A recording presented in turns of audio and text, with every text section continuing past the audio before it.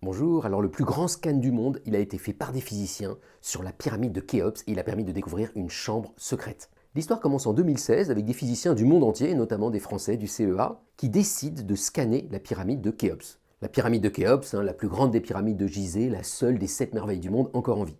Et alors pour faire ça, ils utilisent des détecteurs à muons. Les muons, c'est des particules qui nous tapent en permanence dessus depuis l'atmosphère, un en gros par seconde comme ça. Et eux vont détecter avec plusieurs types de détecteurs les muons qui viennent de l'air et qui passent à travers la pyramide. Et en faisant ça, ils se rendent compte que quelque part dans la pyramide, il y a un trou.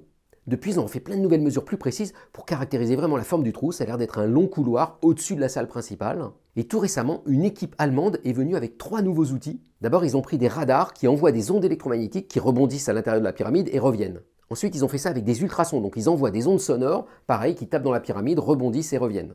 Et avec tout ça, ils ont pu cartographier tellement finement le corridor qu'ils se sont rendus compte qu'il y avait un point d'accès. Et donc là, ils ont pris un tuyau, une fibre optique, et ils ont fait de l'endoscopie, exactement comme on fait dans votre corps à l'hôpital.